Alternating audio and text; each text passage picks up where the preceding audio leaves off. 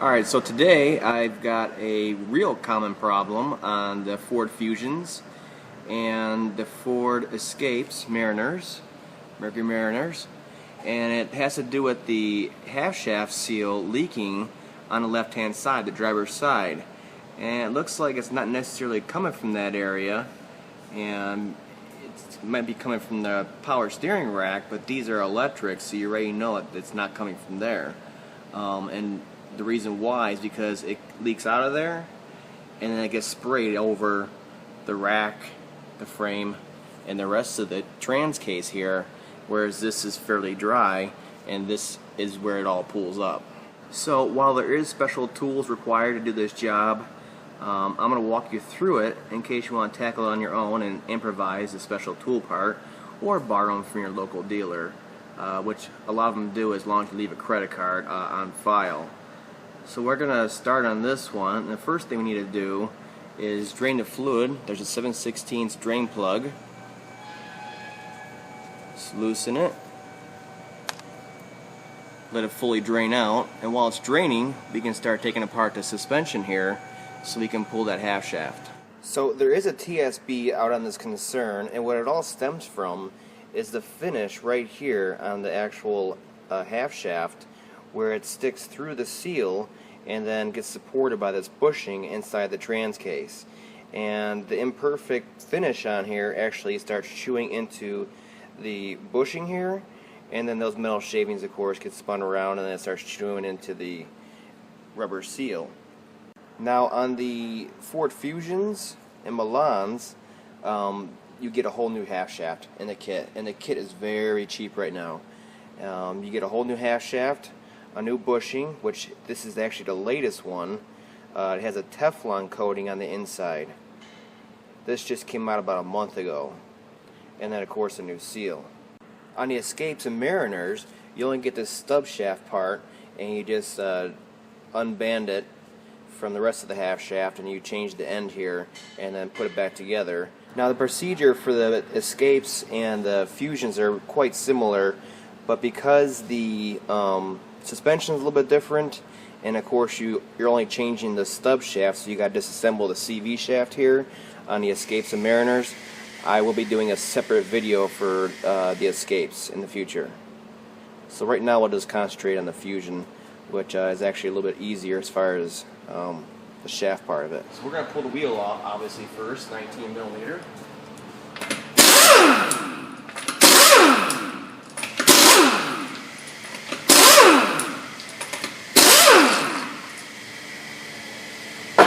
Next thing's next, we're going to pull the axle nut off. It's a 32mm.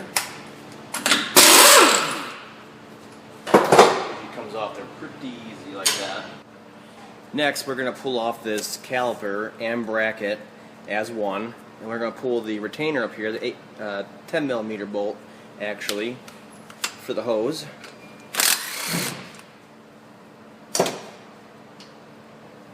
Pull that out of there. And then there's two bolts on the back side that hold this in. They're 15mm.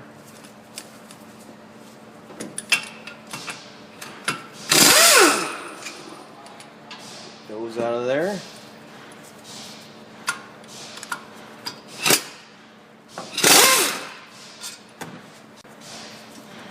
And then we can hook our caliper and hang it on the upper A-arm and get it out of the way. Next, we're going to get this lower support piece for the strut out of the way, and there's a bolt right here that's a 14mm. And then there's this one down below right here that's a 15mm, and on the back side there's a nut that's 18mm. Hold that with the box end wrench. Loosen. It's going to use a punch to pop it out the other side. It's got a little bit of tension on it.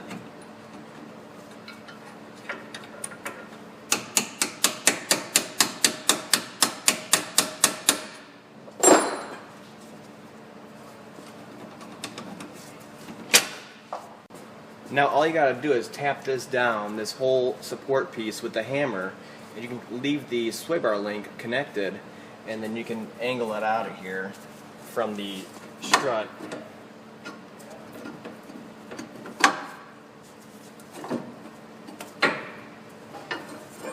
Something like that. Okay, up top here, where the knuckle meets the A-arm, we're going to pull this nut off of here and separate the two. It's a 17 millimeter. Now what you can do to separate these two is put the nut on here until it's about flush with the end of the ball joint there, and then you can tap up on it. I'm going to be using an actual remover tool, but this isn't too hard to pop out of there. It's not usually not stuck in there that bad.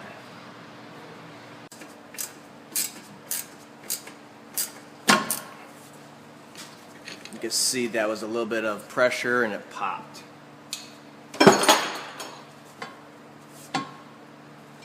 So the hammer trick will probably work just fine on these particular ones. At this point we can leave the tie rod on over here, and we should be free to separate the half shaft from the knuckle here in the hub. Okay, so this one you might have to beat pretty good, even if you do have an air hammer. This one's giving me the real fits, and that's the way it is on a Fusion. A lot of things are really hard to work on a Fusion for some reason, and these ones are extra tight in there on these years, and then the new Fusions, they're actually too loose in there, so they make noise going around the building. So they can't find a happy medium, it seems. So these are going to be in here quite tight. But a few hits of the hammer and the mini sledge, 3-pounder, and we were able to get it moving, and then I can finish with the air hammer. And it really doesn't matter because we're changing the half shaft out anyways to a new one. So we'll finish pushing it out now.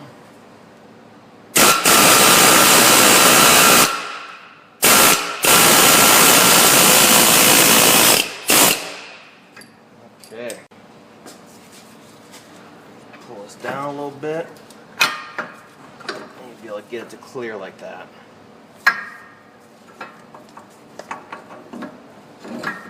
And then you'll be able to pull support out of the way also.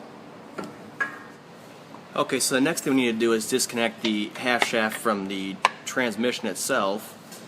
And you just need to get a pry bar in there and give it a good pop, and it should come out.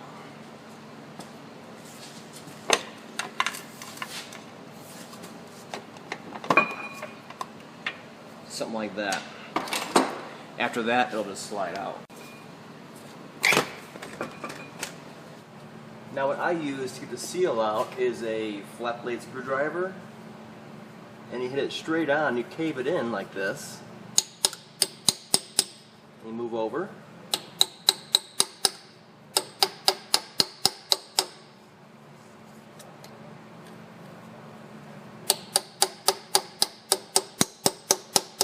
Something like that where it's straight on, so we're not digging into the aluminum case. And we can pry out a little bit like that on both sides, evenly. And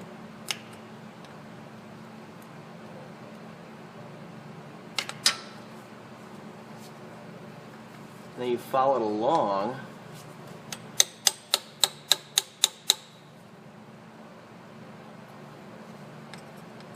on both sides and get it out a little bit more, and then we'll try to actually pop it out.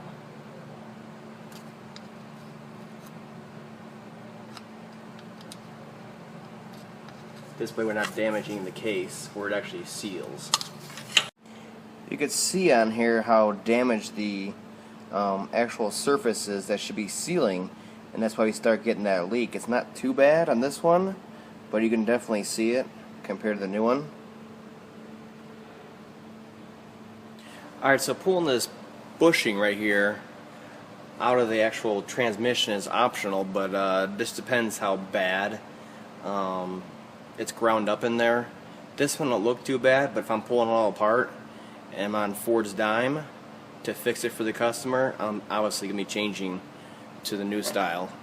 Now what we have to get this out is like a slide hammer and then an attachment on the end which is like a bearing puller, and basically as you tighten it, it expands down here.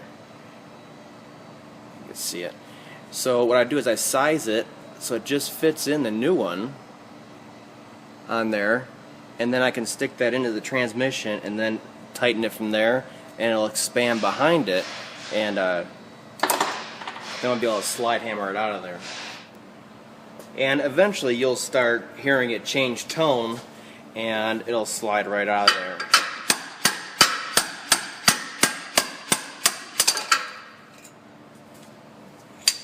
There it is.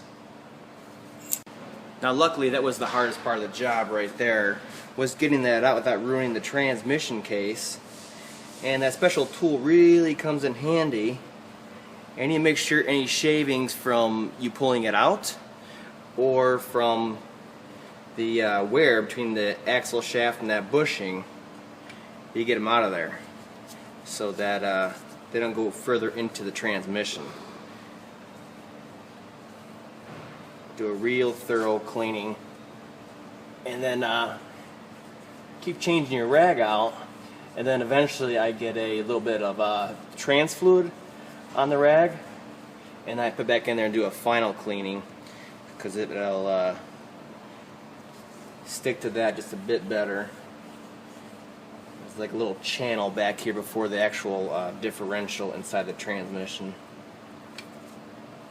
Now, like I said, the new bushings are they're like a Teflon coating on the inside of them now, and that's the latest version that just came out not too long ago. So our tool's kind of nice. It's got a step on here, and you put it on here, and that'll set it in there just right when it flushes out on the case. So it's nice to have this to do a perfectly centered job. So all I gotta do now is get this in here, square it up, be fighting that strut. You can just tap it in here straight.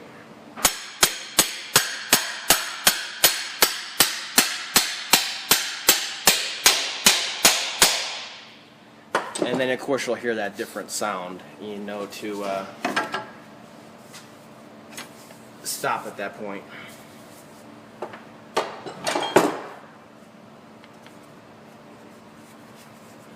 A little bit of trans fluid on the inner race,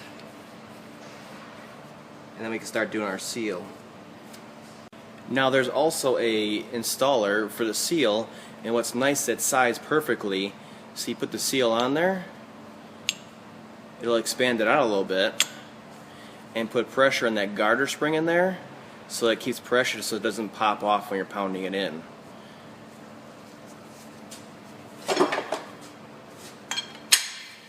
And that goes in the same way. You have to fight the strut here. Get it nice and straight, and then we can start hitting it in.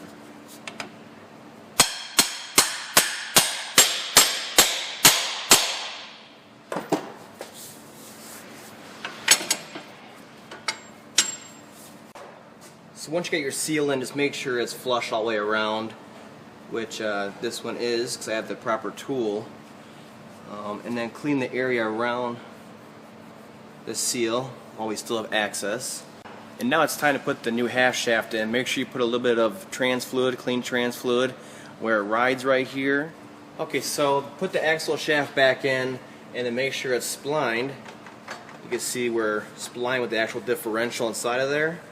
And then we can start plunging it in and out, and force it past that circlip so it caves in, and then it'll go on the outside of the differential, and it'll pop back out, and it'll lock the half shaft in.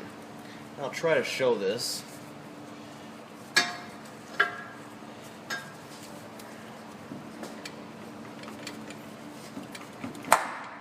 Something like that. You'll hear it definitely pop past that circlip, and then give it a little tug, and it'll be free in there to a point. And that's how you know you're fully locked in. At this point, we can just start reassembly of the suspension. Okay, we're going to get this half shaft in here first. Let's pull it down. And we'll spline it with the hub too. And start getting it through so we can line up the rest of the suspension.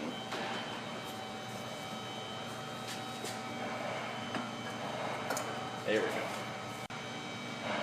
Alright, we're going to get this upper A-arm in here first. Get it through. I put blue Loctite on everything. It has to do with the suspension and all that. We can tighten it down, and then we'll do a final torque later on once all these are snug.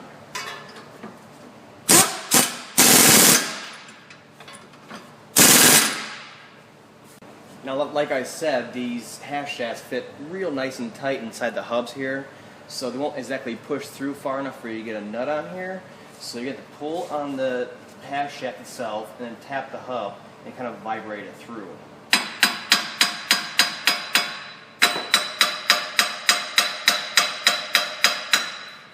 You can see we're coming through now. And get the axle nut on there. Make sure it starts threading by hand before you start putting an impact on it. We can tighten this down, and same thing, we'll torque it down later on with the rest of the bolts and nuts. For right now, I want this thing sucked in so everything else lines up. At this point, we can get the lower support here through the half shaft, and then we're going to put it onto here, onto the actual strut itself. And I put a little bit of grease on here to help it slide onto there. And then you just get it aligned down below, and then you bring the whole thing down. So at first we're just going to get it in the notch here. We're going to get it all lined up. We're going to put this cross through this clamp bolt down, pinch bolt they call them. Once we get that tightened down, and this is fully up in that slot, then we can pull the suspension down for the lower bolt. So push up on it and tighten it. And then once this is all tightened down, we can put this big old cross bolt in here. Get it lined up. Just wiggle a little bit, and it'll come through the other side.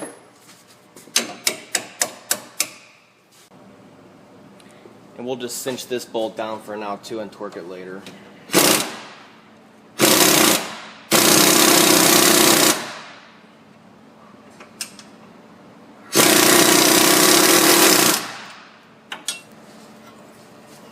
Put your caliper on.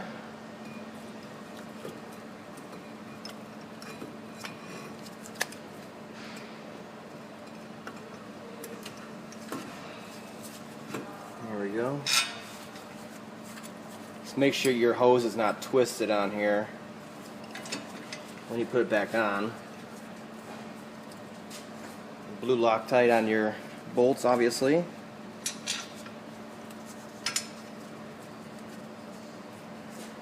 And don't forget your 10mm up here.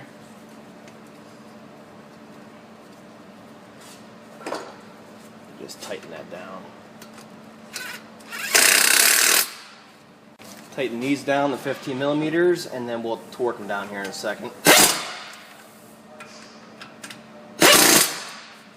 Alright, so I got all the bolts torqued down, and I'll put the actual torque specs for each one of these in the description down below. Now we need to torque the axle nut, and you can either have someone hold the brake, press the brake, or I put a flat blade screwdriver right here, and it'll rest against the caliper bracket while we're torquing this down. And it's 185 foot-pounds.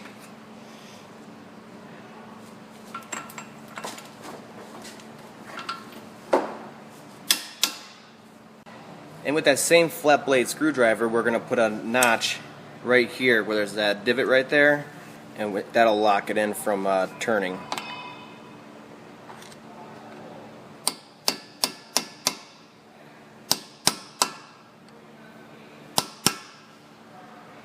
Just like that. After that, just do a real quick post check, everything we touched, and then we can put the tire back on.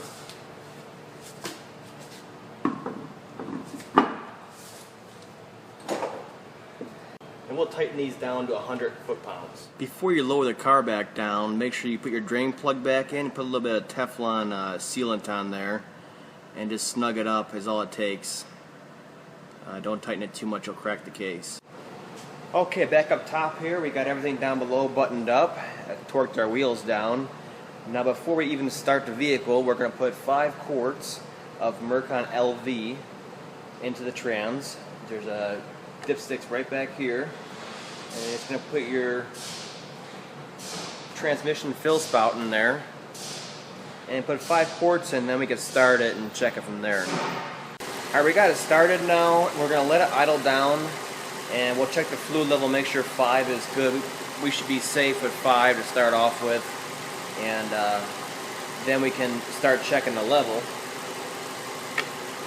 So we're going to do a quick check while the engine idles down.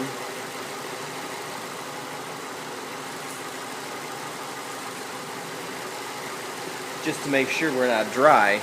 And then we're going to let the engine idle down, and we're going to put the transmission through its gears a couple times, pausing in each gear, 30 seconds. And then we're going to put back to park and wait for the RPMs to come down to around 700-800 RPMs, and let it just sit here idle, and then we can do a final check before our road test. And then you should be able to see on there, we're about the halfway mark on the hash marks, so we're good because Mercon LV expands quite a bit once it gets warm, so we'll be up to that full mark when it's warm. So we're good at 5 quarts.